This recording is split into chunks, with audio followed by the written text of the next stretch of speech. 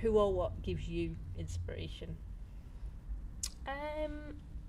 Lots of different things. I think people give me inspiration, various different people. I think people who show their vulnerabilities but have boundaries within those vulnerabilities, I think, give me so much inspiration and have done over the years. I love Louise Hay. She's a big inspiration of mine. And another inspiration is a child psychiatrist that I worked with when I was a young child.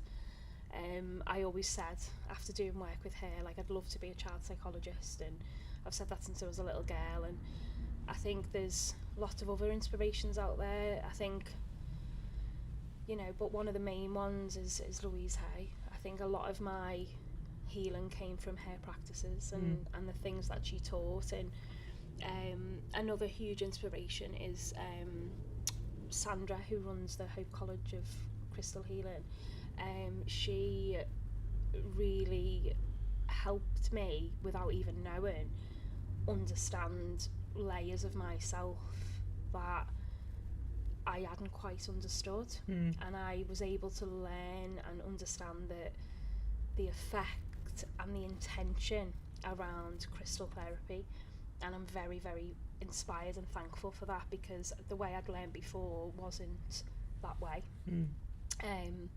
So it's enabled me to really, really connect more and more with energy and with my crystals, and that combined with sort of Louise Hay and the teachings of that, I've just created something really unique. Yeah, for me. Well, definitely, because I've obviously had the crystal healing both as treatment and in soul coaching, and I've found it absolutely unbelievable what it's unlocked, that weeks of talking therapy doesn't and couldn't ever, I don't think, because it is an energetic thing in your body, and I think so many people dismiss it. Oh yeah.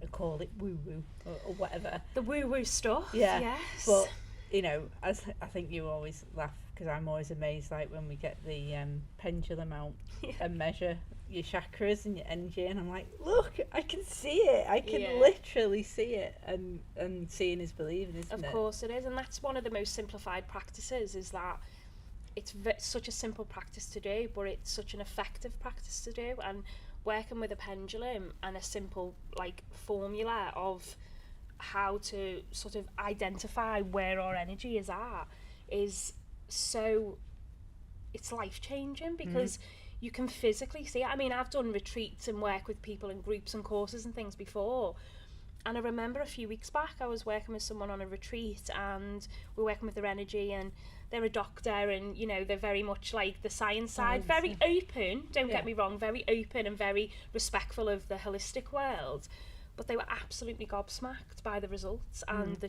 the transformation from just practicing one therapy session within that retreat to how the energetic bodies had changed, and actually physically seeing that without me having any contact with their own pendulum. They all had their own practice, and that was brilliant, because that's what I love so much about it, is when people say, oh my gosh, I have access to this myself.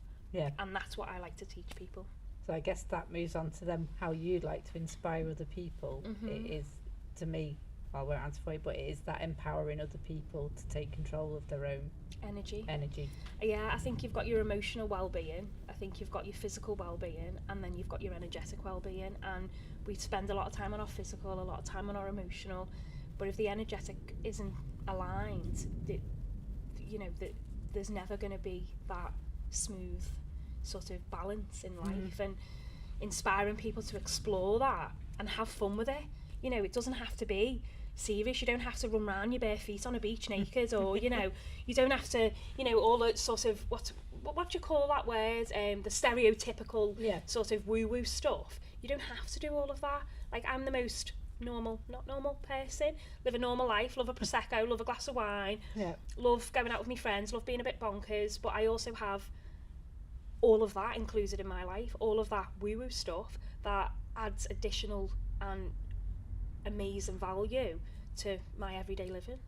And your existence is proof that yes, it works. Yes, exactly. The fact that I'm still here and I'm still alive, half the things I've gone through, and I'm not I've not gone down other avenues of addiction and And, you know, there's been times, you know, you could not want to be here, and, you know, you're pulling through those things. My goodness, yeah. Yeah. It has been crystals. Yeah. And energy work and, you know, mindset. Yeah.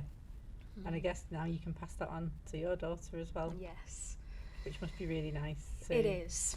It is. To pass that on and, you know, heal perhaps things that have happened to you in your childhood, you know, that won't happen again, and you can give them the tools to live the most abundant life from an early age. It'd be really interesting to see how Charlotte grows up with that knowledge. Mindset, yeah. I mean, I think already, like, Charlotte is so intuitive. She's been there at times when I've delivered classes and things, and, you know, she's picked crystals up, and, you know, people have consented to it, and she's popped crystals on people, and she does all of the sort of actions that you're taught in crystal therapy. She naturally does it. And one time I remember when I was actually studying crystal therapy, there was a technique used with crystal, the blowing technique. I personally don't do that. It's not aligned with me as such. Other people might use that technique, I don't. But one day when I set up in the house and had the therapy bed in the front lounge, Charlotte actually, I'd done a therapy on Charlotte, and then she'd done one on me. And the one she was doing on me, she was having the crystal in her hand and blowing the energy of the crystal using the air element on me. And I was like, how does that child know that? Yeah. Like, how does she know? I've never done that. I've never done it in a practice. I only really show that in, like, the advanced crystal workshop. Yeah. Because it's part of, like, the module that I've got to cover in there. But other than that, no, I've never showed her. So I was gobsmacked that she knew that. But I think children are very intuitive, aren't they? And it unfortunately wanes. Like that, they say that children. That's why a lot of children might see spirits. You know, when they say, "Oh, there's someone in the house," or it's because they're kind of still attached to the veil energy that we don't see. You know, we're getting really woo-woo here, but, you know, there is a lot of studies about, and then that declines because then obviously they're forced into an education system that doesn't recognise that in any way. So yeah. What are your thoughts on? Oh, it's me asking you a question. Sorry. What are your thoughts on the spirit world?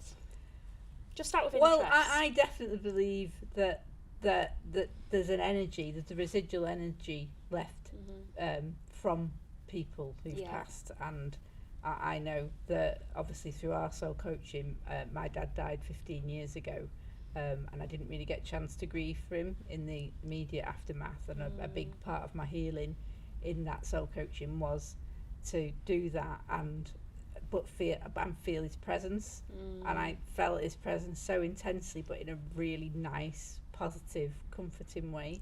So I definitely believe that it's possible to tap into absolutely that energy that's there, and it's not spooky. It's just obviously there's a lot of stuff that's put around it, isn't there? There's a lot of stuff that's spooky and dark, but actually connecting to that line of energy is one of the highest frequencies that anybody could ever work with. It's the energy of love, and love is the highest frequency anyone can work with. So that's why people feel those feelings, is because they're working with such a high energy of love. And in that high energy of love is that vibrational frequency, that really high frequency.